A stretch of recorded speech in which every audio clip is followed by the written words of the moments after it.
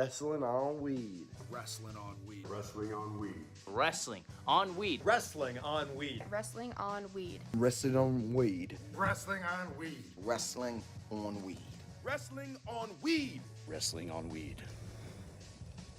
Subscribe today. Otherwise, we're gonna have a problem.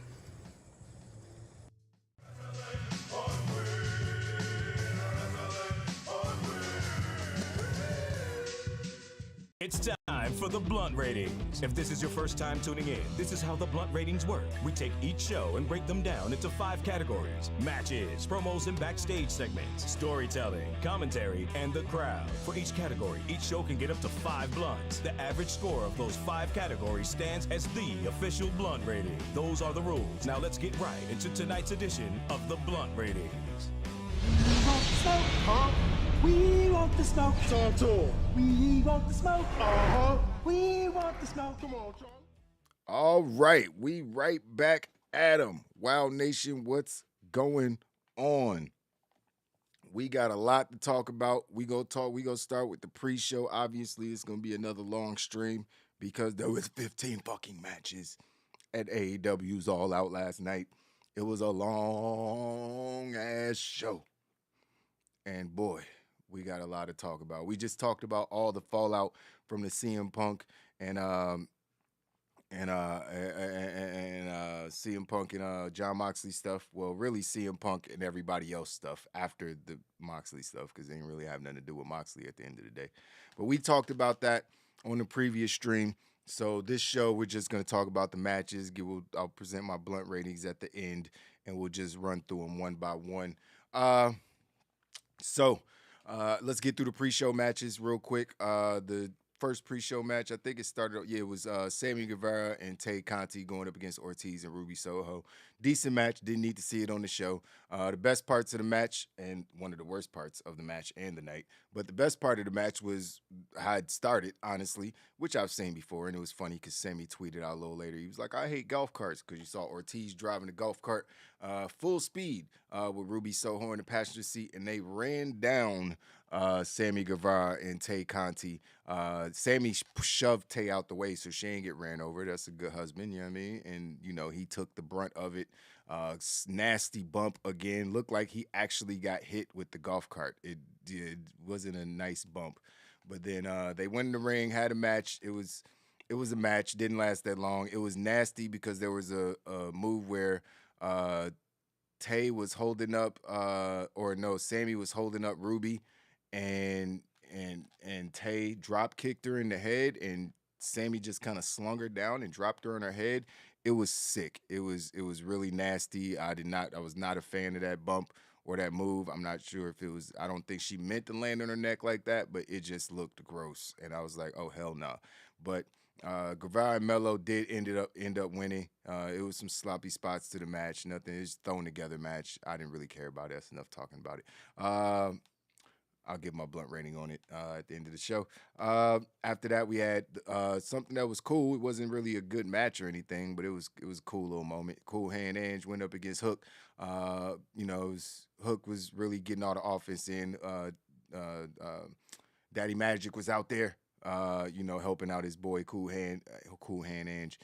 But they couldn't cause enough of a distraction, because when they tried, that's when I think he won the match with his tap out, and then that's when Daddy Magic tried to jump in the ring and help him out, and they was beating down Hook, and then that's when Action Bronson, the guy who does Hook's theme song, if you don't know, that's when he jumped into the ring, and they squared off. He actually threw the guys out of the ring. He actually looked pretty agile in the ring. Looked like he can go. Shout out to Action Bronson. We smoked some weed together one time. But yeah, it was a cool little moment. The match was nothing. Hook won again. Pretty sure he's still undefeated, if I'm not mistaken. I could be wrong about that. But yeah, it's a quick match. After that, we had Kip Sabian going up against Pac. Another quick match. Didn't last too long. You know what I mean? Nothing special. But actually, Kip Sabian looked really good during the match. For his first match back after being out a long time, he looked great. First of all, his ring gear, he looked great. He looked like a superstar when he came out. But he took a fucking L. Pac just beat him with, with his fucking finisher. It's just Broken Arrow, whatever it is. What's his finisher called? The Broken Arrow, Shattered Arrow, something like that. But Pac ended up getting the win. That was that. Whatever. Kip Sabian just back to the mid card. He felt like he was about to be doing something important. Came out, it's just like, oh shit, box on the head. What's going on here? What's the story that tells the story? He was talking to the box afterwards. It was weird. He's like Al Snow, but with the box. I didn't get it, but whatever. It happened. Then we had one of the best matches of not just the pre-show, ladies and gentlemen. Top 3 match of the entire night. Not even a question. And it's ironic because I was sitting up here talking all this shit like, yeah, man, they gonna punish Eddie Kingston, and that's why I'm gonna pick Ishii. That was like one of the matches that I definitely picked wrong, just overthinking it basically is what I did when I was making this prediction. But this match was fucking ridiculous. This is the last match on the pre-show. These guys got like 20 minutes plus, it felt like, and they beat the dog shit out of each other. It was pretty much to the same effect of Sheamus and Gunther on Saturday at Clash at the Castle. They saw that match and they were like, you know what?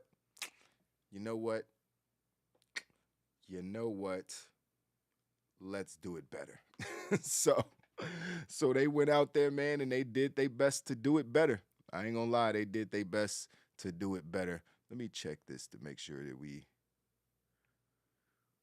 all good. Okay, we good. I was just making sure that the oh, that's why. Oh, okay. So there's not a single tag on the video. Okay, sorry about that. I was like, where the guys at? But anyways, yeah, so this match was basically these guys chopping each other. The first 20 minutes was just chops. It was just not the first 20 minutes. The first 20 moves were just chops. It was one chop, chop, chop, chop, and they were literally beating the shit out of her out of each other to their chests were turning red. Ishii shit looked like he was cut up at one point. You know how Daniel Bryan shit get when he take too many chops, or anybody gets when they go up against Walter. But in this situation, Ishii was pounding on on Eddie Kingston's chest. Eddie Kingston was returning the favor. They start throwing forearm shots. Again, just like Gunther and Sheamus. Well, Gunther and Sheamus, there was more wrestling moves. There wasn't a whole lot, but there was more. This one, it didn't feel like there was no wrestling moves. There might have been a couple suplexes, maybe, you know what I mean? But this was just chop city. Like, Eddie had already done like 45 chops before he started doing the machine gun chops. It was like, then they did the slow down and then to speed it back up. That's all the match was chops and punches and kicks, and they literally battered each other. It looked hella real. They were throwing stiff punches to the jaw. It was a vicious, vicious match that I thoroughly enjoyed. Eddie Kingston impressed once again.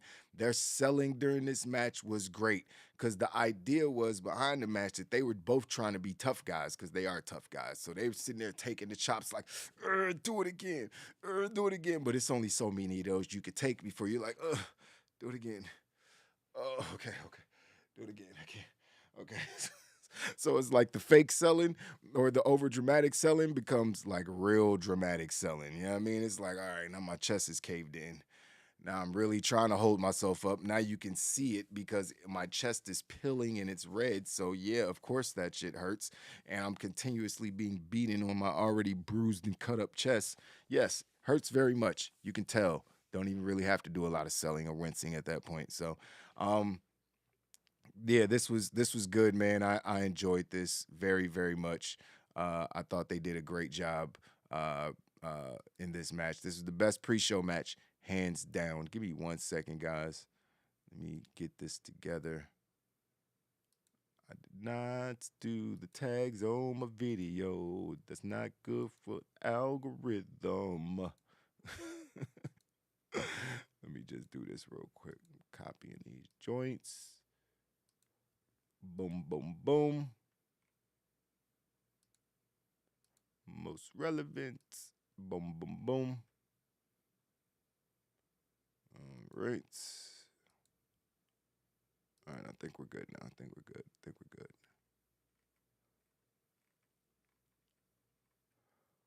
Whew, man, it's a long day of pro wrestling. So let me get that out the way. Sorry for that. Okay, boom, boom, boom. All right, cool. So that was the end of the pre-show. Let's get to the rest of the show, the main card, because like I said, we got to get through this. This is a long-ass card. So the 0 hour pre-show is done, and we got to the main card, which started off with the casino ladder match. Yeah, this was good, man. Casino ladder match was good. I think there was Andrade did his ladder power bomb spot that he did it once in WWE. Who did he throw on? I think it was who did he hit? Was it Cesaro? I forgot who did he fucking I can't even remember who he it was Willer Yuta. That's who it was. He power bombed Willer Yuta onto the ladder, which was vicious. That looks sick. So the match was fun. We saw Rey Fenix doing Rey Fenix stuff. We saw Roosh being super physical. What I hated, this is where the bad booking began. Sorry. I mean, so if you were here for the last show, you saw the multiple rants, because AEW is going through a lot of bullshit. There's a lot of bullshit happening. I'm gonna just have to sit up. I gotta get comfortable because this show sucked. It didn't suck, but it wasn't good. There was good moments, but okay. So the idea behind this match is that it's set up like a Royal Rumble, right? You have people coming in intervals. So there's people already wrestling in the ring. The match could end at any point.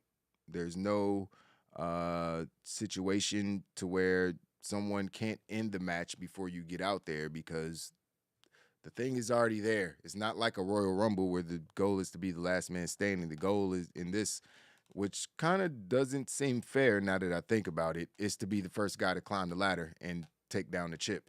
Because the chip is already up there the whole time. And one of the first two people could just grab it, and then nobody else matters. They don't even need to come out. Just stay home. Just why'd you even come?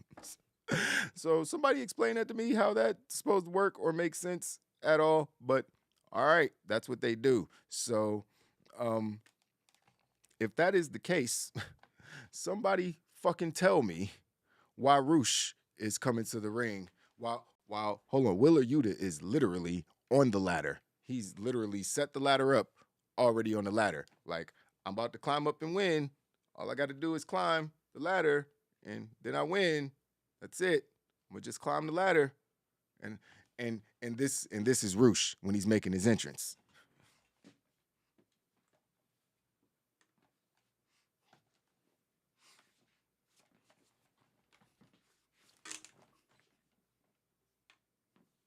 No, I see him. Don't worry about it. That's not my goal. My goal is to make my entrance. That's what I'm here for. I'm just here to make an entrance. I'm not here to actually win the title, so I'm going to take my sweet ass time. You stupid motherfucker. What the fuck was that? What was that? That was angry. That was so angry. And then somebody else did the same stupid shit. I think it was Andrade. Did the same dumbass shit. Like, what's taking y'all so long to get to the fucking ring? There is literally somebody on the ladder by themselves momentarily about to snatch the fucking poker chip. Bitch, get your ass to the ring. What are you doing? What are you doing? It's making no sense. You're making me angry. You're making me angry. You wouldn't like me when I'm angry. That shit was so fucking frustrating, man. Roosh almost made me want to punch the fucking TV, man. Now, you don't get your bitch ass down to that ring, man. The goal is to get to the top of he's about to grab the poker chip and you posing, taking off your fucking knitted or buttoned up suit from the back. Like, can't frustrate. But anyways, so the match was good though. These guys had a bunch of fun. You knew there was going to be a bunch of crazy stuff that happened in spots all over the place. Claudio throwing elbows and ramming people into barricades, all kind of crazy stuff. Then Stokely Hathaway came out, and I'm just saying it was Stokely because he revealed himself afterwards. But he came out, and it was a bunch of goons. It was all the people he's been recruiting over the last few weeks or whatever. And he grabbed the poker chip. And he's not a wrestler, so he don't give a shit about having the poker chip for himself. So he handed it to one of the guys that was there, and it was clear because of just how the person walked, and how their mannerisms and everything. It was very, very clear that it was MJF under the mask. And he handed the chip to the guy, and the guy acted like he was going to reveal himself. Cool mask, by the way. He acted like he was going to reveal himself, and he was like, no. And I was like, bitch, we know it's you. Just take it off. So that was that. MJF is now the number one contender for the world championship. That was actually revealed at the end of the show, but we already knew. First match was good, man. I thought this match was pretty decent. Like I said, I'll reveal the blunt ratings at the very end of the show. But this was pretty fun. This was pretty fun. It wasn't like a great ladder match or anything, but there was a couple spots. It didn't even last that long for one of these matches, honestly. It almost ended like soon as the last person got it did end soon as the last person got in because he just jumped everybody. That's why it ended so abruptly, because this group of people just came out and beat down everybody, and Stokely went and grabbed the poker chip. So that was that. Then we had the best match on the show. I think was a consensus from the chat yesterday. I think everybody said that this was the best match on the show for sure. It was close though, because like I said, Kingston and Ishii was ridiculous, and there's a couple other matches we're gonna talk about that could have been right up here as well for match of the night. But when you got 15 matches, there should probably be more than that. But yeah, we had the Elite, Kenny Omega and the Young Bucks, Nick and Matt going up against the Dark Order and Hangman Page. This match was fire. I'm not like I could talk about it, but I can't talk about it because too much shit happened. But if you watched the watch party yesterday, this probably got the best reaction for me all weekend. I would say the best reactions that got pulled out of me all weekend was this match, and the Gunther Sheamus match, and the Eddie Kingston and Ishii, because those two matches I was just like, I can't watch. Oh, what is this? It's too much. I can't. This is painful. I can't. This looks too real. I watch fake fighting, not real fighting. What is this? So those probably got the best reactions out of me. But John Silver's motherfucking 2 counts.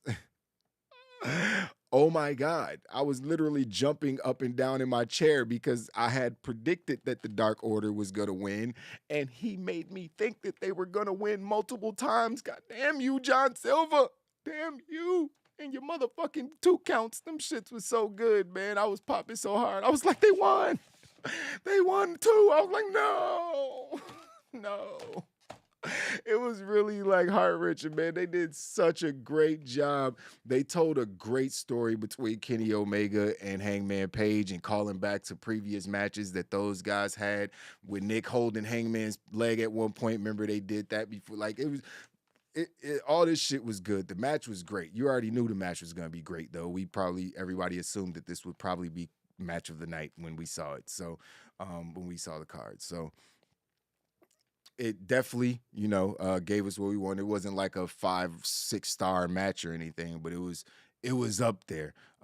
There was one spot where Hangman did he go to do a kick or a buckshot, and he actually hit John Silver with it instead of hitting Kenny Omega with it, and that's when things kind of turned around for the Dark Order and Hangman Page. He actually hit Kenny Omega, or maybe it was one of the Young Bucks. I don't quite remember, but he hit him with a buckshot to the back of the head. And then when he was setting up to hit the other one from the other side, that's when, he grabbed his leg. A bunch of other stuff happened. Kenny Omega ended up hitting John Silver with the V trigger and the one winged angel for the win. Nobody kicks out of the one winged angel. So I was sad. I was heartbroken. I really wanted the Dark Order to win. I thought that the story would have been good. But I understand the Elite winning as well. Obviously, putting the title, you probably created the titles for them. So I definitely understand. Oh, we going to get to that. Oh, we going to.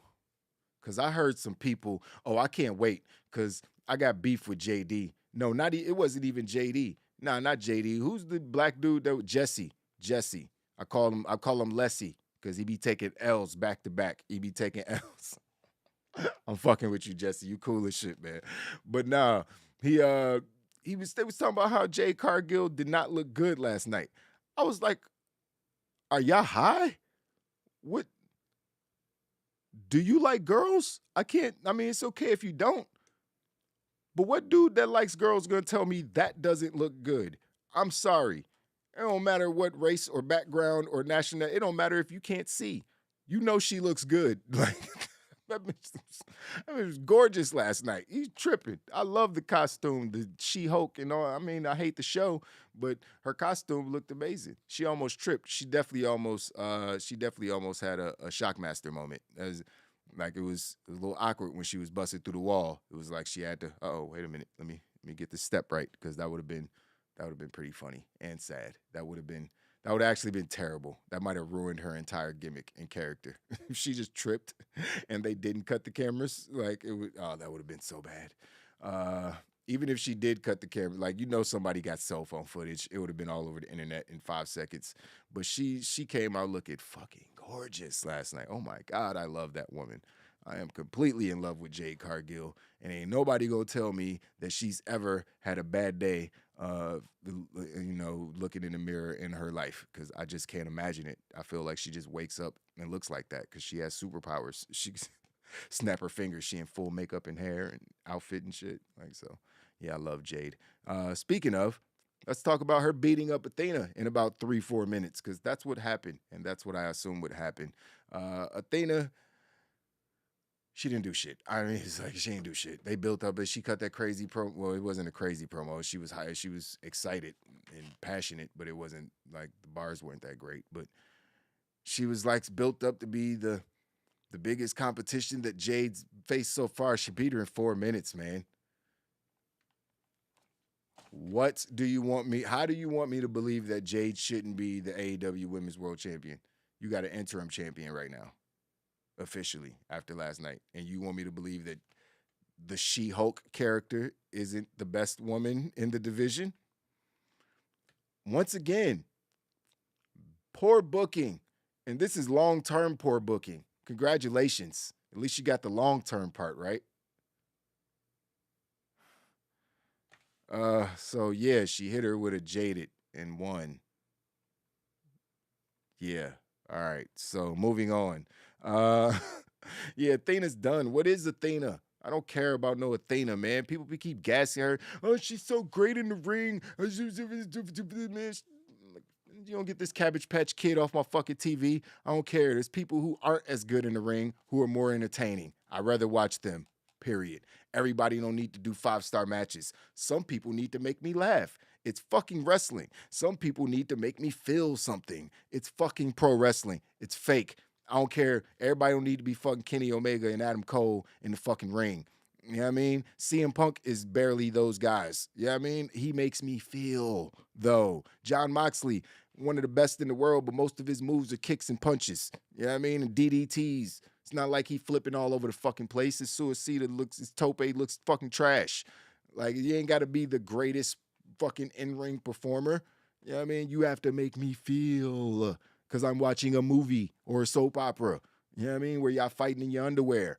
Like, I don't care if everybody's a fucking Jade Cargill ain't I fucking love that woman. She get a 15-minute segment every show that I watch. I don't care that she's average in the fucking ring. Do you understand what I'm saying? I don't care at all. You see how she looks? Put her on my TV every day. Every day. Fuck out of here with an Athena. Got me fucked up. Y'all gonna make me say something mean, and I don't want to be mean. I'm just that motherfucking Cabbage Patch Kid off my fucking TV. Shit. After that 5-minute match, we had another 5-minute match. Yay. Great booking, Tony Khan. And this one, no one really wanted to see because you have the AAA and Ring of Honor and whatever other fucking belts they got, tag team champions of FTR in a match that don't fucking matter because they should be fighting Swerve in Our Glory. But hey, look what you did over there.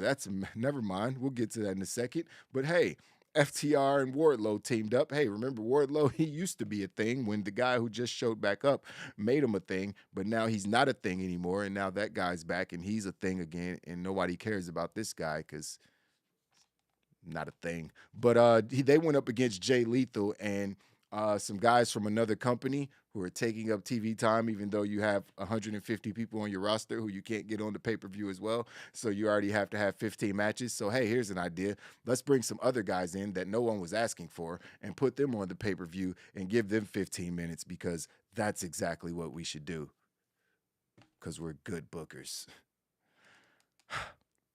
I can feel it. Just give me a second, guys. I'm going to woosah. I got a long show to get through. Woosah. Okay, so FTR and Wardlow, they beat Motor City Machine Guns and Jay Lethal. Does anybody care? I'll be back. Oh, nope. I already know the answer. Never mind. So, moving on.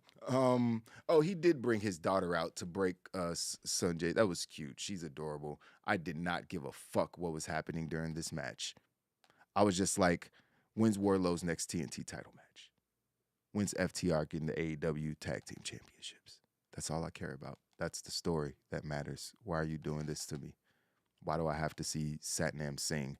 I thought that was Enos Cantor. Why are you doing this to me? Why are you torturing me? It was a whole nother basketball player. Who are these people? I know who Jay Lethal is. He's one of the best in the world. No disrespect. He's in Ring of Honor. This wasn't Ring of Honor Bound for Glory. It's whatever.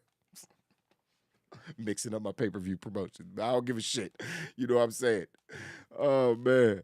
That shit is so fucking whack. What is a TNT title? I don't know. They need to blow it up. Bars. Need to strap some TNT to the TNT title. Throw that shit in the river and explode it. That's what they need to do. It means nothing. It means as much as the AAA fucking mixed tag team championships that I forgot to mention were on the line in that first match. No, because no one fucking cares. Shit. Okay, just catch my breath. But yeah, the match was okay. It was okay. I just didn't care. I didn't care. Wardlow did a powerbomb symphony. Jay Lethal got his ass beat, and that was that.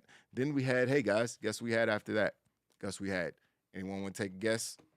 Come on, I'll give you 5 minutes to give me. I'll give you 5 minutes to give me an answer what we had next.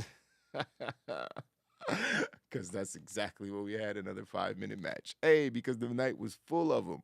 Because the show is being booked by a fucking mark. One of the matches that had the biggest buildup, like outside of Moxley and Punk, and no, what the fuck? This had a longer build than that. The Jungle Boy and Christian probably had the longest story. I mean, Hangman Page and Elite, there was some long-term booked stories, and this was one of them. They've been telling this story for 5-6 months since the fucking Team Taz was together. You knew that this was potentially something that could happen. Then when it happened, it was like, oh, okay, let's go. Blood feud. Ricky Stark's out there working the mic like a fucking pro, making everybody love him in the crowd, standing with the crowd. This is Chicago. He didn't say that. We'll get into that in a minute. But yeah, it was, come on, man. 5 minutes.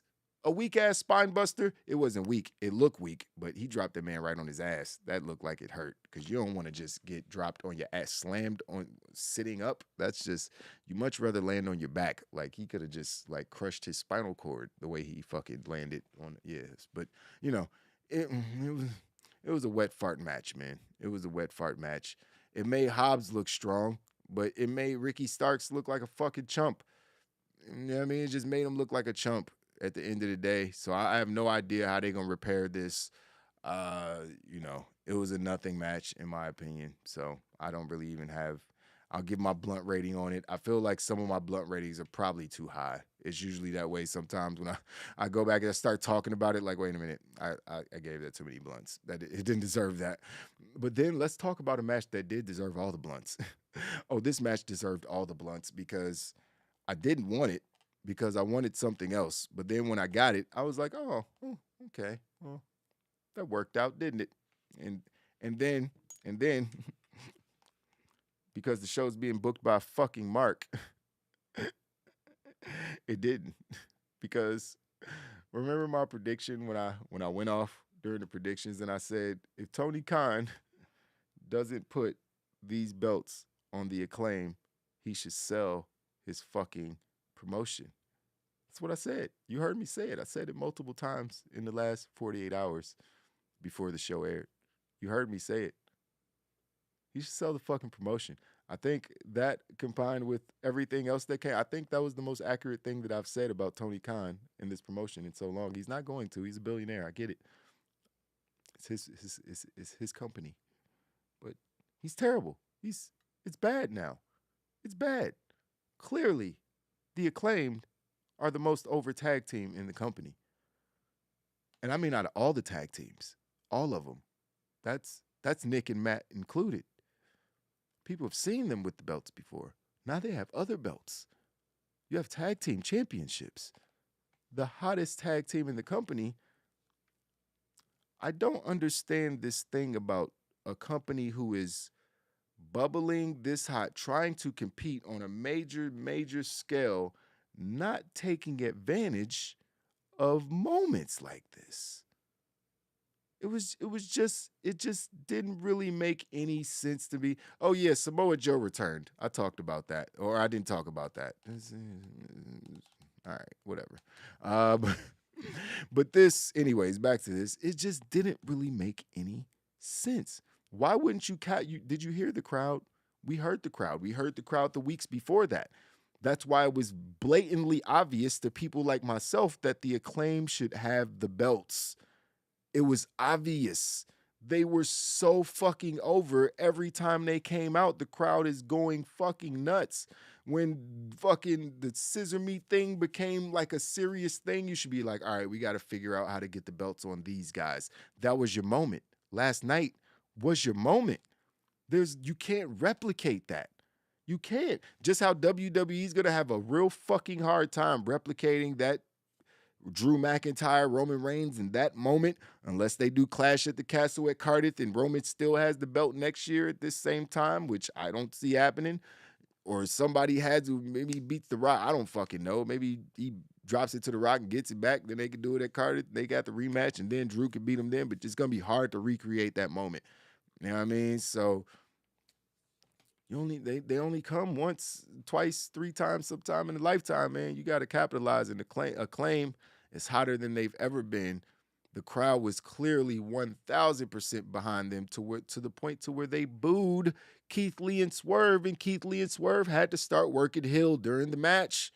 They had to, because we both came out as baby faces. And remember when they were cutting the promos backstage on Rampage, it was the Acclaim who were trying to be the heels and Swerve and Keith Lee trying to be the baby faces. But that's not what the fucking crowd wants. The crowd was like, no, we want to cheer those guys, so we're going to cheer those guys. And Keith Lee being a smart guy, you know what I mean? And Swerve being a smart guy, he was, they called the audible during the match. They didn't call a full audible, which was like, hey, let's just give these guys the belts. Let's just take the pen and give these guys the belts. I know that, I feel like somebody should have been in the back. That should always be an option. You know what I mean? You don't want to be doing that all the time based on the crowd reaction. But in a moment like that where you could tell it's blatantly clear that the crowd has chosen who they want to cheer. And you got your, two of your top two babyface tag teams. And now you got one of them like Swerve and Keith Lee going to have to turn heel now. They going to have to. Because every time they go come out, people will be like, boo, you beat the team we like. Boo. Because that's what happened. That's what happened. So they turning people heel that they don't even want to turn heel. And what's that a sign of, ladies and gentlemen? Bad booking. That's what it is, man. That's what it is. There's no way of getting around it, man. It's just poor booking. What y'all talking about in the chat? Acclaim didn't win because they're not a WWE creation. Whoo! No argument there. It's like, damn, I can't even disagree because that's what I was saying on the stream last night. Like, all right, so we just go have all WWE people win. Like, no AEW originals outside of the elite get to win? Like, is that what we're doing? Like, is that what we're doing? Like, and he can't understand why people might be getting frustrated. I would be frustrated as fuck if I worked there. Frustrated as fuck. Every woman in the women's division should be frustrated as fuck. Jade Cargill should be frustrated as fuck, even though she's come out and spoken glowingly about Tony Khan and his leadership abilities.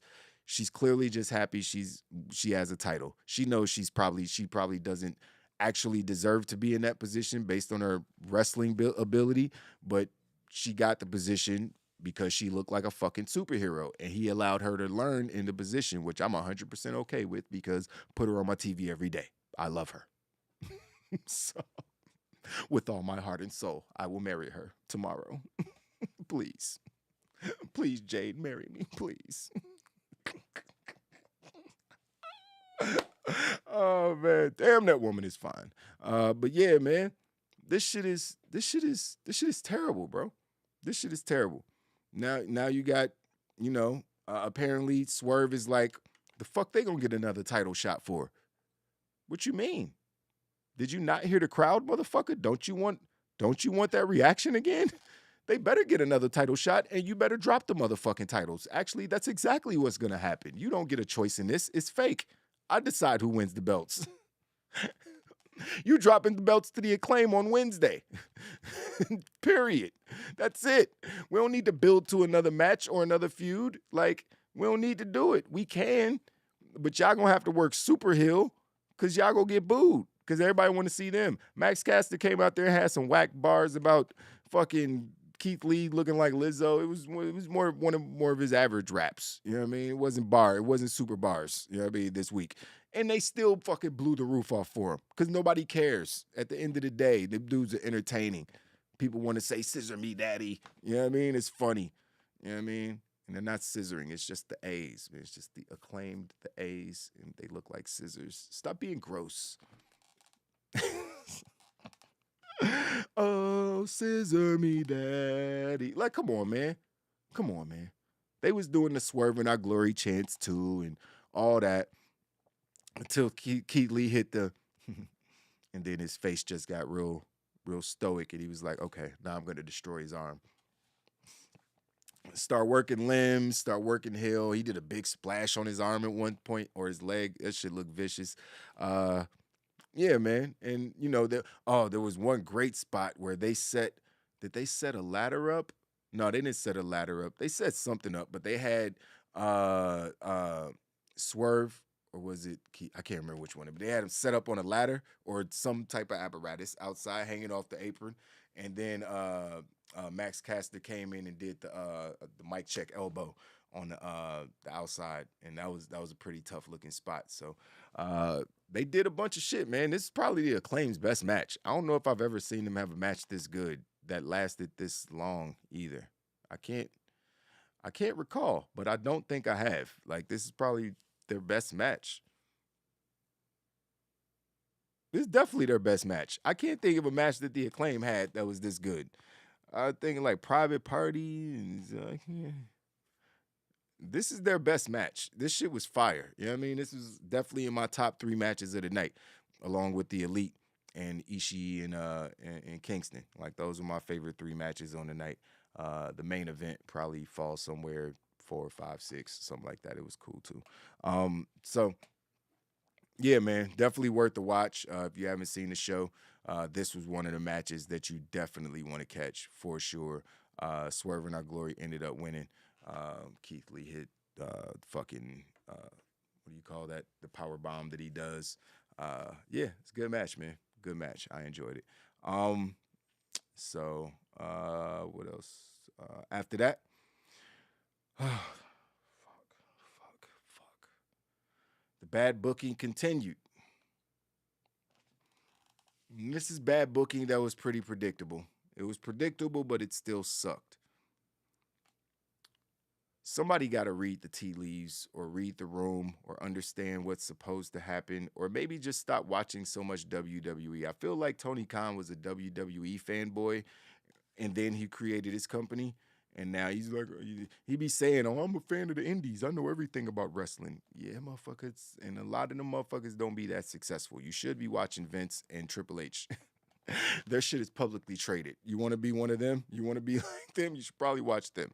But anyways, Britt Baker went up against Jamie Hayter, who also went up against Hikaru Shida, who also went up against Toni Storm. Fatal four-way for the AEW Women's Championship, the interim championship, because Tony Khan loves to convolute everything and just make interim championships for no fucking reason. And then Thunder Rosa's going to come back and she's going to start beating people in the head, working all stiff again. And we're going to get more backstage drama because people are going to start complaining about working with Thunder Rosa when you could easily just have her take a break because she's injured, not be in a title picture, not have people have to talk about her. And when she comes back, it's a surprise. But now we're going to have to talk about her all the time because we're going to hear the word interim every 5 fucking seconds when it comes to the women's champion, Toni Storm. Why'd you even put the belt on her if you're going to discredit her by calling her interim champion?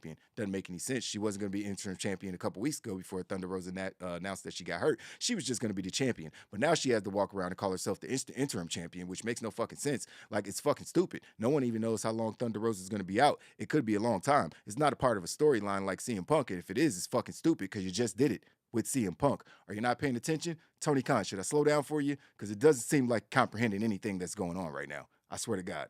I feel like if I can understand this, I'm not a billionaire who owns a multi-million-dollar company and a football team and a bunch of other shit, and my daddy put me in a position to be successful. I had to get it out the mud. That's not the point. The point is that it don't look like you know what you're fucking doing at all. At all. Like, I love WWE. It's what I grew up watching. I love it. I grew up starting watching AEW, NWA, and all that because I'm old. Yeah, I mean, so as a kid, my grandma had me watching Dusty Rhodes and Ric Flair. That's when I got into wrestling. Little bitty kid. Shout out to grandma, rest in peace. So yeah, I've been around for a minute. I've seen it all. Seen a lot in pro wrestling, and this ain't it, Jack. This ain't it.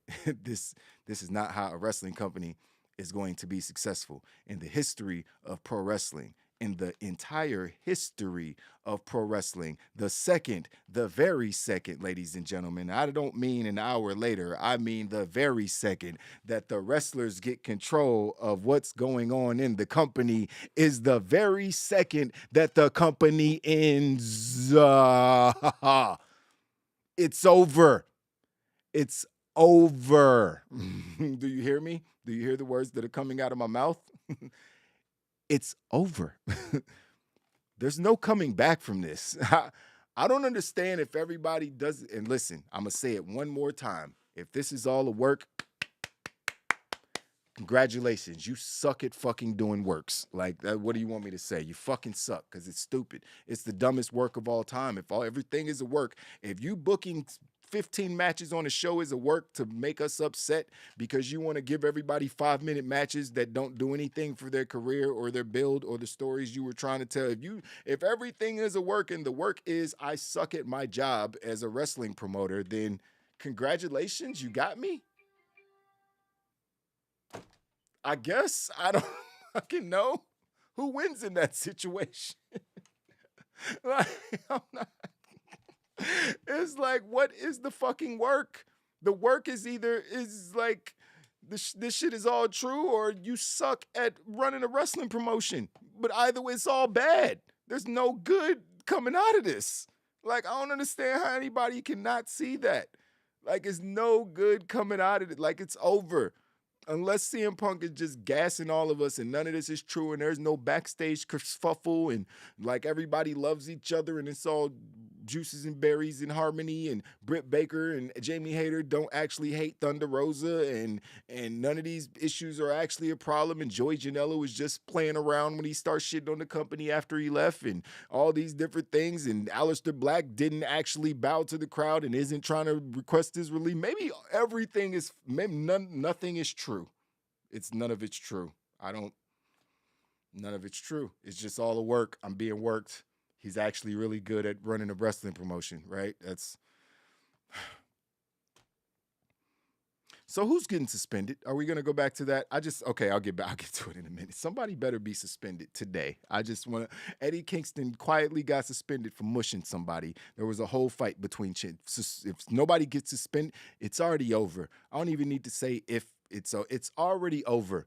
You can't suspend Kenny Omega or Matt or Nick. They the EVPs.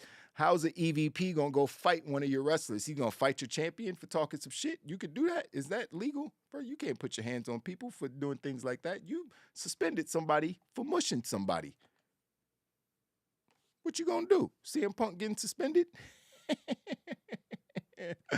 I just want to see the world burn down. I just want to see. I don't, because I want AEW to be successful, but he did it to himself. It's just like the Cole Cabana thing. Like, just CM Punk just wanted you to leave him alone, bro. Just leave it be. You're not in the right. We not friends. Just let it go. Stop bringing my name up. But since you won't,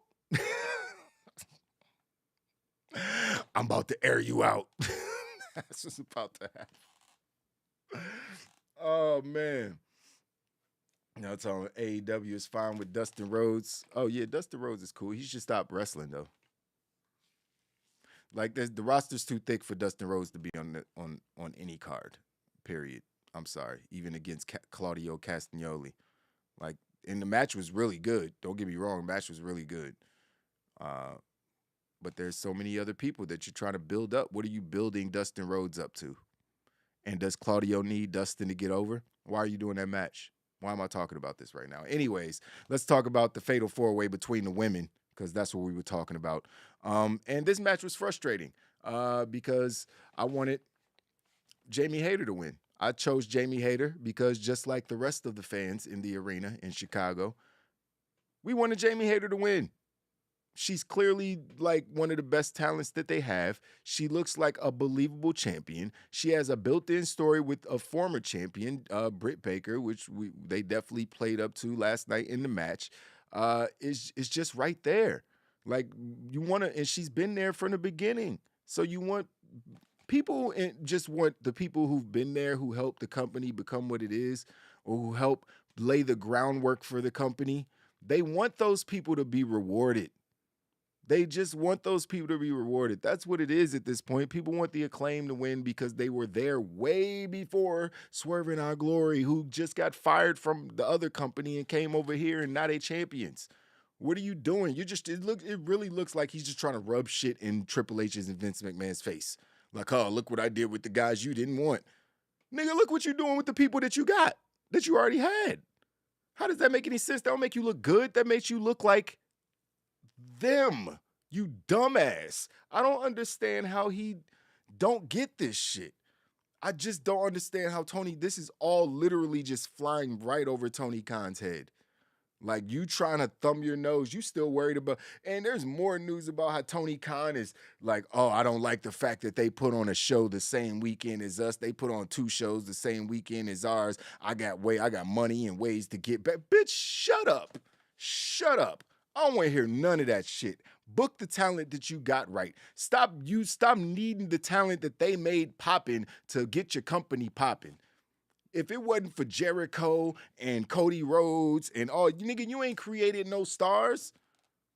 The fucking the EVPs of the company, they were already popping in New Japan. Nigga, like, you ain't made nobody. You had your chance with fucking Wardlow and whoever else there's been a couple other people that started and nobody knew who they were, and they could have been AEW originals, and you just didn't do shit with them.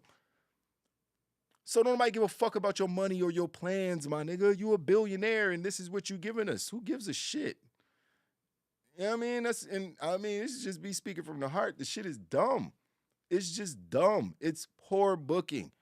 And this is just another match that proved that. There was some good booking as far as the interactions during the match, because I love what Jamie Hayter and Britt Baker did. They were working as a team the whole for the first half of the match. It was great. But, I was like, so I guess it was kind of like a tag team match almost for the most part. But then, they separated the girls, and then it looked like Jamie Hayter was about to get the pin when she hit a move on Sheeta, and then Britt Baker yanked her out the ring. She was like, oh, hell no. or she yanked the ref out the ring or whatever, so the ref couldn't do the 3 count or whatever, however it happened. And Jamie Hayter's like, yo, bitch, what the fuck? Yo, what the fuck was that? You know what I mean? And then, not only did she do that, she ran into the ring and tried to get the pin herself. She's just doing some slimeball heel shit, which you expected. It was great. I actually really enjoyed that part of the match. So after she costed the pin, she came in and hit her with a DDT, which was fucked up. You know what I mean? So, yeah, she pinned the person. She pinned her friend. You know what I mean? Kept her from getting the win. All that shit, and Toni Storm ended up getting the dub. So, well, she didn't pin her friend. Why'd I say that? Toni Storm pinned her friend after she hit the DDT. So, the crowd was indifferent because everyone was rooting for Jamie Hayter. People wanted to see someone who's been in AEW win the belt. Simple as that. Toni Storm just got there, my G. She literally just got there. And I know you were telling the story of her and Thunder Rosa, but that just highlights it even more that why? Why does she immediately get a title shot, multiple title shots at that? Why does she immediately get that when you have such a women? Where's Nyla Rose? Like, there's so many people that are just ahead of her. Like, I just keep bringing up Serena Deeb because I'm such a fan. These records don't matter. Just throw these rankings and these records out the fucking window. Throw them out the window. They don't matter. They don't matter at all. At not even a little bit do these records matter. It's pro wrestling. Everyone knows it's fake. You're doing post-media scrums where you're talking about kayfabe and how we're setting up matches. It's not like you're trying to hide the fact that it's a fake sport or it's all staged. So why in this instance do you want to pretend that it's real by having records and ranking systems and blah, blah, blah? Now you're insulting my intelligence.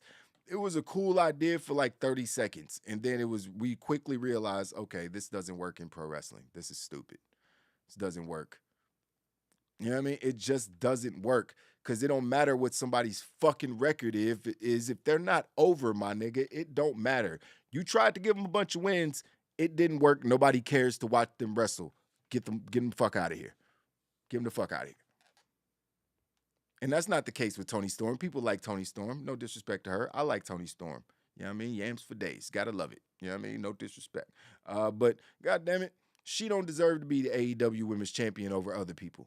Not that she don't deserve it. She don't deserve it over some other people who should have had that opportunity first. You know what I mean? Is she selling more tickets? You know what I mean? She about doing more t-shirts. Like, I don't know what maybe there's some numbers being crunched that I'm not aware of. And they just calculated some things and Toni Storm was the best decision for business. Maybe that's the case. I just don't feel like that's how they're making their decisions. This is all Tony Khan being a mark, trying to thumb his nose at Triple H and WWE by using their talent and putting them on platforms and giving them. Think about who the champions are. Moxley and CM Punk just fought for the belt. Both WWE guys. Toni Storm has the belt. WWE. Jade Cargill's the only one. Jade Cargill and Wardlow, are only two. The two mid-carders, the only two that aren't WWE people. And WWE would scoop them up so fast. And it would be super duper stars. And super Wardlow and Jade Cargill and WWE would already be in Marvel movies. That's how big they would be. They would already be doing they would be doing commercials and they would be super duper stars. You know what I mean? They stars in wrestling right now when you turn on Dynamite. But if they were in WWE, they would be super duper stars because that machine is different. You know what I mean? So I don't know, man. I'm just sick of WWE people holding AEW titles. And they're not WWE people anymore. I know that. But they just got there. Swerve and Keith just got there. Tony just got there. Like, come on. Punk technically, but you got to put the belt on Punk. I'm not mad at that. I get that. But it's just like, come on, bruh. Athena's getting the title matches. She just came from over there. Like, it's... Come on, you telling me you ain't got enough people over there already that you can give title matches to, bro? Like, it's just so fucking weird, man, that he keeps doing this. Then he just signed W. Morrissey. At least he put him in a faction. But what about that faction? I mean, maybe that Stokely Hathaway has some good ideas. That shit might be dope, especially if it's ran by MJF and CM Punk. But Yeah, that would be fire if they actually started some new NWO shit. You know what I mean? And used those guys. That could be fire. But we remember how that happened. We remember what happened with the NWO, right? They took up 60% of the show, if not more. All the matches were NWO matches. Everybody had to matter. Everybody had to get time. Shit. You know what I mean? It's like it was everybody versus NWO. So is that what they're gonna do? We're gonna do AEW versus Stokely Hathaway's crew, or whatever the fuck they're gonna be called. Like, is that what we're gonna do? Like, is that what we doing? Like, come on, man. Like, people already comparing you to WCW, and not in a good way. So why are we doing that? Why are you gonna keep reminding people of the company that you're clearly emulating that failed miserably, completely crashed and burned? Are you going to be that arrogant person who are like, yeah, we just need to do this one thing. If they did this one thing different, they would have been okay. Nigga, is that how you think companies fail? Or do you think that it's a multitude of decisions that culminate into the actual result, which is ultimately failure? I'm going to go with the latter. You know what I mean? It's like, I don't get it, man. This is another poor booking decision. Clearly, the people wanted Jamie Hayter to win. She didn't win. What the fuck ever. I don't even care anymore. Then Christian Cage went up against Jungle Boy in a great 20-minute blood feud, barn burner. It was crazy. There was tables, there was ladders, there was chairs. If you haven't seen the pay-per-view, nothing that I said was just true. Nothing that I just said was true. None of it. Because it's absolutely not what happened. Guess what happened? I'll give you another shot to guess. This time I'll give you 2 minutes. Because that's exactly how long the match lasted. It was. So, should we continue down the road of bad booking? Should we? You want to keep it going? So, why did Luchasaurus get back with Jungle Boy after turning on him and then rejoining him a week later just to turn on him again at the pay-per-view?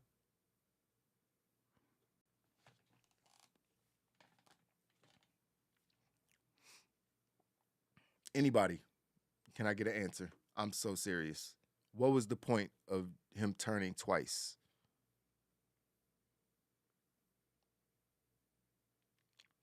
Did anybody care when it happened last night? Was anybody like, oh no, Luchasaurus, why did you do that? No, it breaks my... You know why? Because they already saw it happen. You see how the law of diminishing returns works? You already did it. So you can't take it back and then do it again and expect people to react the same fucking way a week later, 2 weeks, 3 weeks later. It's fucking stupid. It's fucking stupid. And you had him rejoin him for no reason. He did nothing. He like stared at Christian a couple times while Christian ran away. Like, that's literally why you returned him back babyface for a couple weeks, just to do the exact same swerve again and make way less impact this time. That was the idea behind that. It was fucking stupid. It was fucking stupid. There's no other way to describe it. It's just more bad booking. Everything on this fucking program was booked fucking horribly. It's almost embarrassing. Like, that these like dudes is really like, yeah, this is a good idea. This is genius. And I heard the rumor that Christian Cage is apparently dealing with a shoulder injury, blah, blah, blah. They don't got shit to do with fucking Luchasaurus. If Christian got a shoulder injury and he can't wrestle, especially if he's about to be out for some time, why didn't you have Jack Perry just win the match?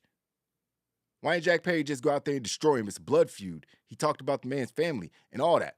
You know what I mean? Why didn't you just have Jack Perry go out there and destroy Christian? Christian get written off. Who gives a fuck if Christian loses to Jack Perry? You expect him to. He's the older man. He's Christian, he's a veteran, but he's supposed to lose. That's what we did all this for. That's what we made this feel like these dudes hated each other and wanted to kill each other for. Because Jungle Boy's you building up one of your future superstars. But guess what? He was there for the beginning, so fuck him. Let's give it to the guy who was in WWE. And granted, Christian is way better as a sports entertainer. Way better. He's one of the best on the mic in the game. in all of pro wrestling, period. He's one of the best. He's still amazing in the ring. That ain't got shit to do with Jungle Boy and his success. Like, you making your guys look terrible. Jungle Boy he don't look like a chump because he got jumped by his boy, but he does look kind of green that he just believed dude was on his, like, have they been talking? Like, outside of wrestling? Have you talked to Luchasaurus? You ain't get the vibe that he was about to do some fucked up shit at all? Like, what the hell, man? Damn. This shit is just weird, man. This shit is just weird. It's so dumb that you just like, all right, it's like you can't work me into believing that the stupid shit is real because that's just too dumb for that to be real. Like, that's somebody thought of that dumb shit and thought it was good. You know what I mean? I don't know, man. Some of this shit is just frustrating. This match was one of them. I guess Christian made his entrance.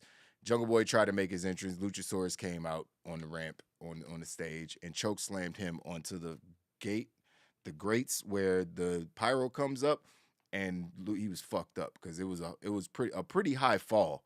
Like, I wouldn't have wanted to take that bump. And when Jungle Boy got up, you saw why, because he had a checkerboard imprinted on his back and it started dripping blood. It was like that didn't look nice at all. Like, that's a horrible, horrible bump to fall. Like he could have. Just some of the stuff they do is dangerous in AEW, like unnecessarily dangerous. I know that makes me sound like the old man, blah, blah, blah, but I don't care. Like, I'm not watching wrestling like Ruby Soho getting dropped on her fucking head in the first and nobody acting like anything was like that's normal. Like, no, those aren't normal bumps. Like, niggas ain't supposed to be landing like that. Like, there was a couple tombstones and DD. Like, motherfuckers literally getting dropped on their neck, bruh. And I'm just like, where's safety protocol at this place? Like, there's nothing going, like, no one's protecting anybody. Like, I don't get it, man. But Christian Luchasaurus definitely didn't protect Jungle Boy. I don't know how you protect somebody in a spot like this where you're choke slamming them from 10 feet up onto a metal grate. Like, when Jungle Boy got up, he literally, his back was jacked up. Like, you can't fake that shit. So, you know, he stupidly went to the ring and was like, no, ring the bell. I still want to fight. And got his ass beat. He got fucking, I think he got speared or something, and then he got hit with Christian's finisher. Fuck, and that was it. The unprettier. I forget what, kill switch. That's what Christian calls it. So, yeah, this shit was trash, bro. This shit was trash. Why the fuck is Luchasaurus rejoining Christian? It's trash. Jurassic Express was a thing. They were one of the most over acts in the company. You gave them the titles once, took them off of them, and broke them up. And now Luchasaurus feels like a confused idiot who doesn't know how to control his emotions or doesn't know who he wants to be with at any certain time. When he was just a dominating, scary dinosaur monster, which was goofy, but also still at least entertaining. You know what I mean? And now Jungle Boy just looks like a chump, an idiot who's gullible and stupid. I don't know, man. Maybe I'm being too hard on this show. It was a long weekend of pro wrestling. Maybe I'm just tired. I don't know. I didn't get much sleep last night. That CM Punk had to go and explode the wrestling world. I could have got a good 7 hours and nice peaceful sleep if CM Punk didn't literally like blow up the wrestling world. I'm like, man, I got to get up early and talk about this. Everybody gonna be talking about it. Got to get up and talk about what CM Punk doing. But moving on so we can get through this damn show, because Lord knows it was so long. Okay. Bryan Danielson and CM Punk, and Chris Jericho, sorry. No chemistry in this match. The match was kind of boo-boo. Chris Jericho did some lion salts that he didn't clear all the way. I think he landed his knees into Daniel Bryan's face one time, if I'm not mistaken. But Daniel Bryan stumped his face in a couple times. Jericho returned the favor. This match was boring as fuck. It was like my least favorite Bryan Danielson match since he's been in AEW. Period. That's a 100% accurate statement. That was my least favorite Bryan Danielson match since he's been in AEW. So Chris Jericho won. Yeah. Surprisingly or not surprisingly, because Chris Jericho never fucking loses. Some people might have liked this match, man. Just wasn't for me. It wasn't for me. I've seen Bryan do too much too much crazy shit. Like the shit he did with Willer Yuta was way better than this. The shit he did with Daniel Garcia, like, come on, man. The matches we just we just saw him have, and then we see this. It's like, all right, it was a match, but that's Bryan Danielson. Like, his shit's supposed to be on a different level. And that's why, you know, he's still the American Dragon. Chris Jericho is not the Lionheart anymore, fam. He's a sports entertainer. He still do things in the ring, but it's not like it's not the same. It's not the same. So, whatever. Yeah, that match was whatever. Daniel Garcia was a little upset that Chris Jericho cheated to win the match, because he did cheat to win the match, but whatever. That's the story they're telling. I don't know if he's going to go. He didn't actually interfere in the match or anything, so I don't know how they're going to play Daniel Garcia into the story going forward. After that, we had what might be Malachi Black's last match. Well, maybe he will be Alistair again. Who knows? But House of Black went up against Sting, Darby Allin, and Miro.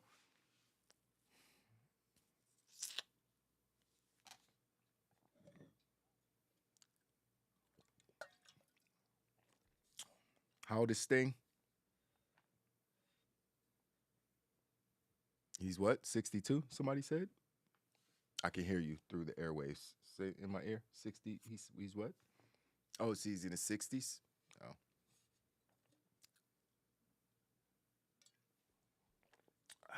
So nothing hurts? Nothing? Is he made of metal? Titanium? Carbon fiber? What is he made of? Why is he not required to sell anything? You know when that was cool? You know when those Sting spots were cool, where he didn't sell things that should obviously hurt? Know where those things went? It was back when Hulk Hogan was cool. Remember that when that Hulkamania, matter of fact, it was back when Hulkamania was cool. Those times are over. I know that you watch the little young flip-de-doo guys do things and not sell, but it's just not a habit, man. It's just not, and it takes you out of the match. I don't know if it's just me. It takes me out of the match. Like, Sting's like getting beat up, and while he's doing, like, he think he had somebody in the Scorpion Deathlock or something, or he was doing something, and motherfuckers just attacking him. He's sitting there screaming at him like, I'm not gonna move. I'm like, nigga, you got a receding ass hairline, and you 60 something, and you moving slow as shit. Like, that shit hurt. You ain't lying. You ain't getting it one past me. So, oh man. Well, Laylo Crow Sting in WCW was cool. This Sting is cool. This Sting is hella cool. Like, I'm not shitting on Sting. Sting is cool, but those no-sell spots, especially like when you no-sell like multiple times during one match, it'd be like, bruh, it's too much. It's too much. It just takes, if you're not a wrestling fan and you're watching it, it's just gonna be like, what? Why did he?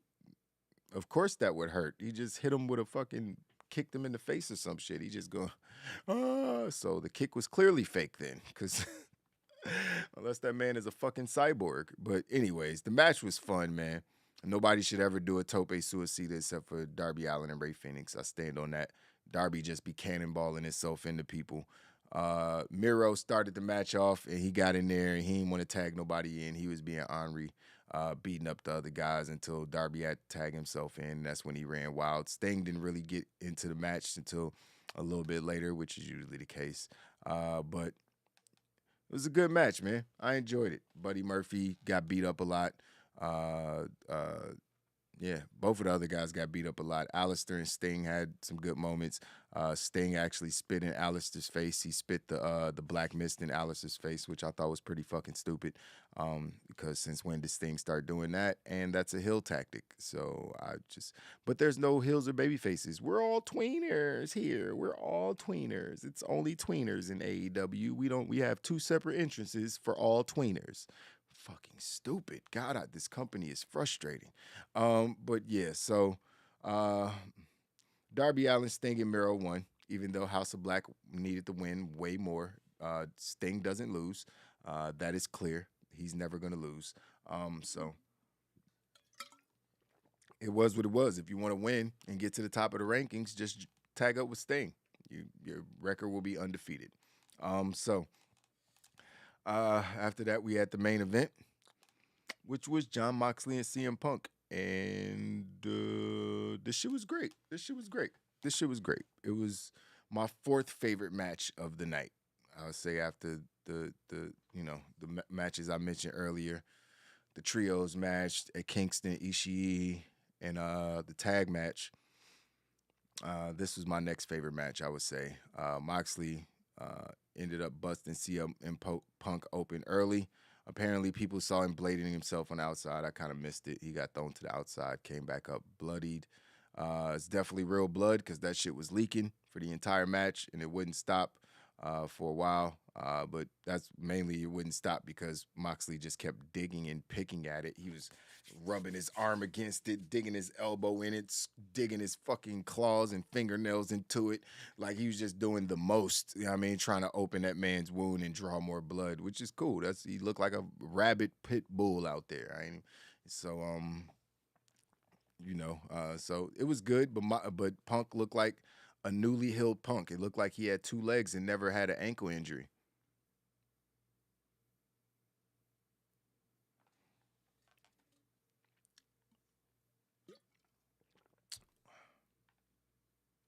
It's 10 days ago. He just lost in 3 minutes 10 days ago.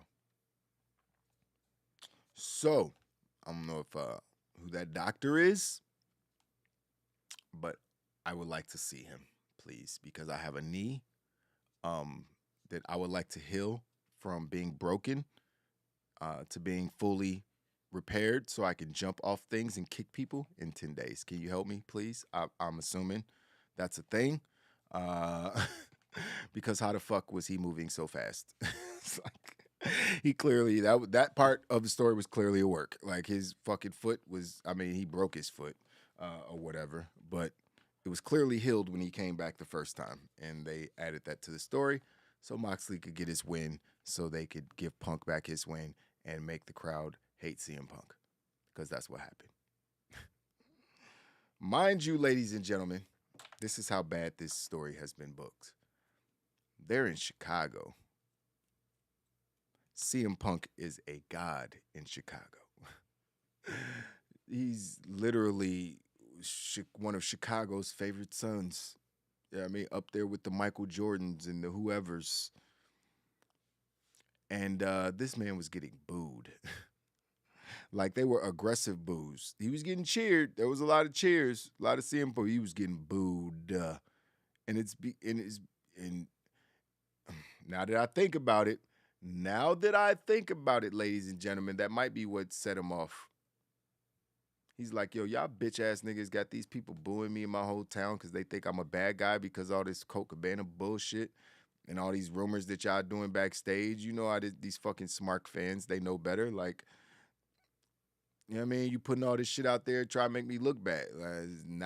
It's all starting to make a lot of sense of why CM Punk snapped. I ain't gonna even lie. It's making a lot of sense of why he snapped. I'm not saying it was a good idea or he should have done it, but I understand.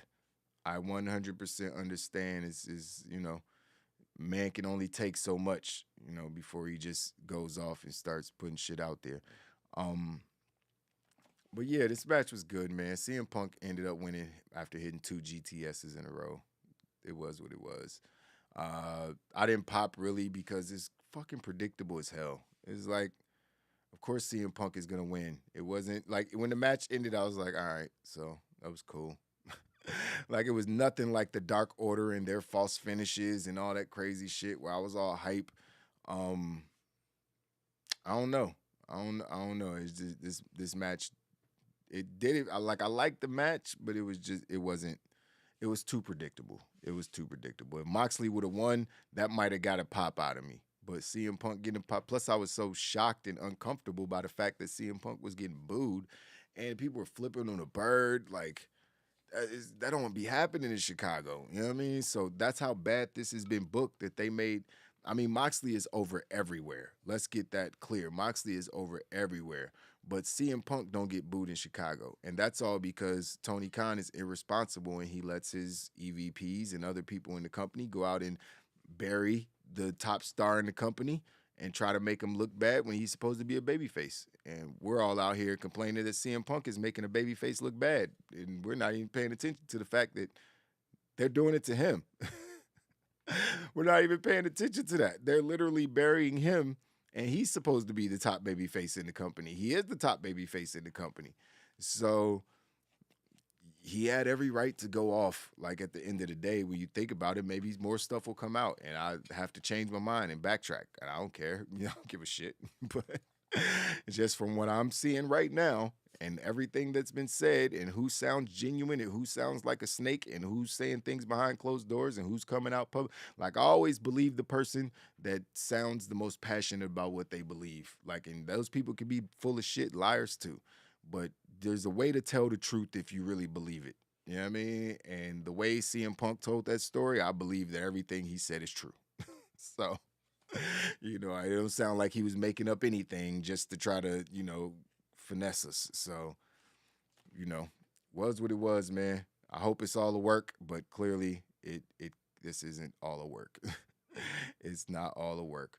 But after the match was over, we saw MJF come out, and he stared off with CM Punk. He revealed himself, took off the mask and revealed himself, flipped off the crowd to one of the biggest pops ever. He's going to remain a heel, regardless of that babyface pop that he got.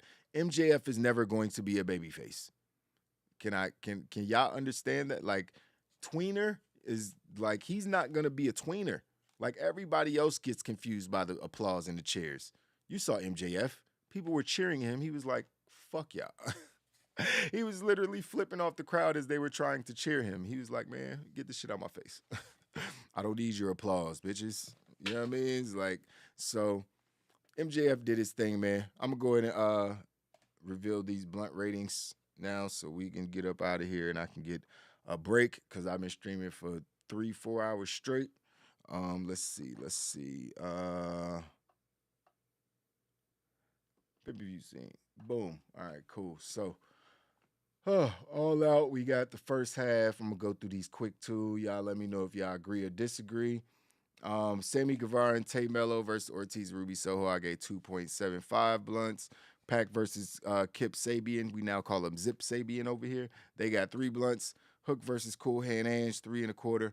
Eddie Kingston versus Tomohiro Ishii got 4.25. Casino ladder match got 4. Dark Order versus Hangman Page, or Dark Order and Hangman Page versus the Elite got 4.75. Jade Cargill versus Athena got 3.5 blunts. Motor City Machine Guns and Jay Lethal versus FTR got 3.25 blunts. Ricky Starks versus Powerhouse Hobbs. That is a match that I would change. I knew there was one that I needed. There was probably a couple that I could have gave less blunts to, but I gave that 3.375 blunts. And let's see here. Now when the rest of the card, I got Hikaru Shida, Britt Baker, Jamie Hayter, and Tony Storm. That match I gave 3.75 blunts. I gave Swerve in Our Glory versus The Acclaim 4.5 blunts. I gave House of Black versus Darby, Sting, and Miro 3.5 blunts.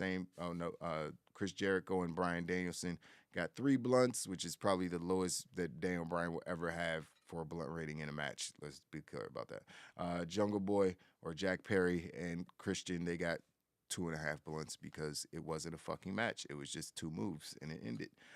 Then we got John Moxley versus CM Punk, and I gave that 4.5 blunts because it was a great main event. Hype, big fight feel. So probably could have gave it 4.25 maybe. So like I said, there was a couple matches that I probably gave a little extra love to because I did these last night.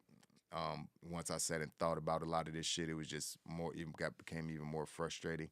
But I'm not changing it. Sorry, graphics already done. So 3.6 blunt rating for the show overall.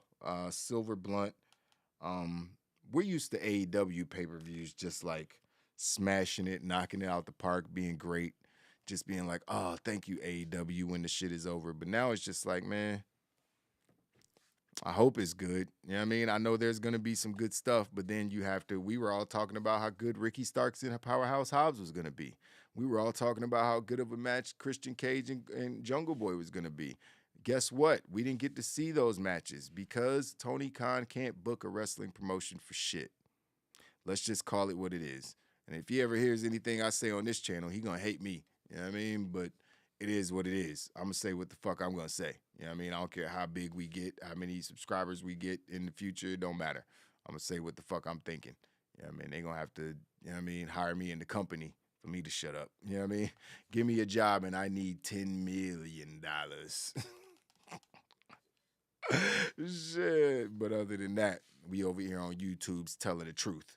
You know what I mean? And like I said, I could be wrong about everything. And I be hoping I'm wrong about shit when it comes to criticisms that we have for these companies. But a lot of the times it's true. And everything is coming to fruition now. Tony Khan doesn't know what he's doing. He needs some help. And I think he knows that, but I'm not sure if he's getting the right people in the position to help him. I like having William Regal on TV and all that shit. Is cool, but he needs to be a backstage person. He needs to be back. Dustin Rhodes, same thing. He's already helping people like Thunder Rosa and stuff like that, like getting them better in the ring, trying to anyway. But they need to be backstage personnel because people respect those people. Like they respect Dustin, they respect William Regal, they respect, names like that, people who they've seen done it, who've been successful. You know what I mean? Pat Buck ain't been successful on the level that a lot of these people are trying to get to. So they looking at him like, how you gonna fucking tell me? All right, what? Okay. And you did this when? When did this work for you? This advice that you're giving me? Oh, okay. So, like, they should have hired Road Dogg when they had the chance. You know what I mean? It's like, hire people who've done things that have worked and have been successful. So I don't know, man. I don't know. Next fall on WWE Network, the rise and fall of AEW after Triple H and everybody buy the company. They gonna own the library. That's crazy. I hope not. Wow.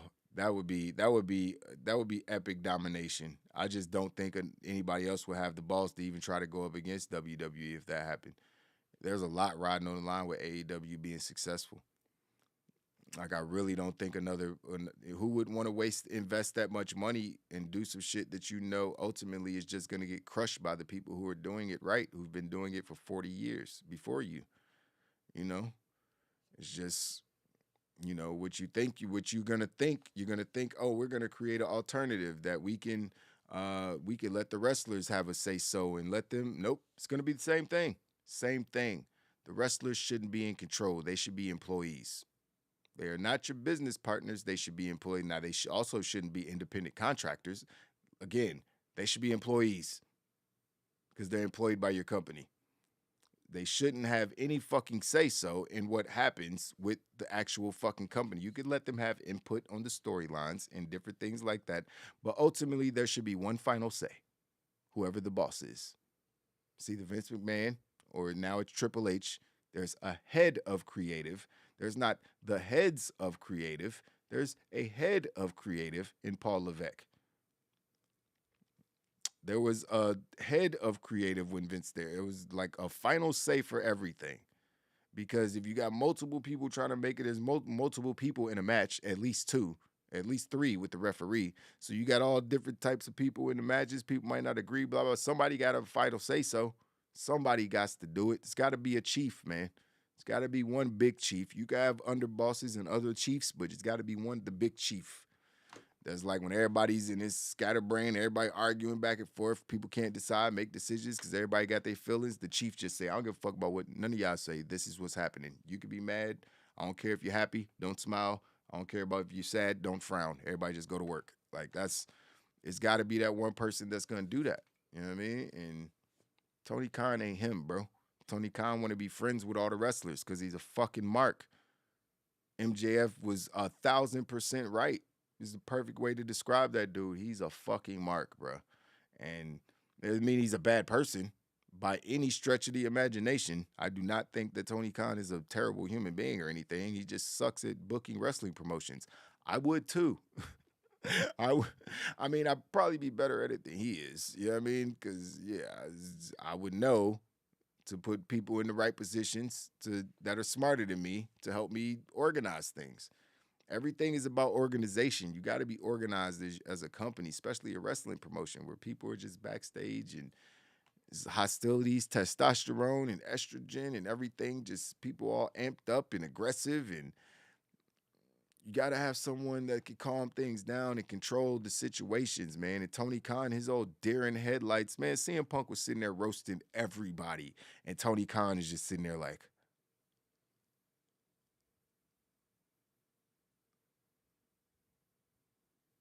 it's like, oh my God, I can't believe he's saying all this stuff. Someone should stop him. Like, nigga, it's you. You're the one that should stop him. What are you doing? Oh my God, man. It was so ridiculous, bro.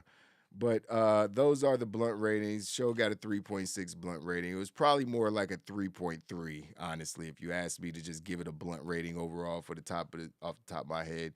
But it's definitely not anywhere near a 4 or a gold blunt or anything like that. So it was a show, a decent show. There was 4 or 5 good things on it, but there was 15 matches. So that just doesn't make for the most enjoyable experience. You know what I mean? Honestly. Especially when I had so much fun on Saturday watching Clash at the Castle, which was a blast to watch.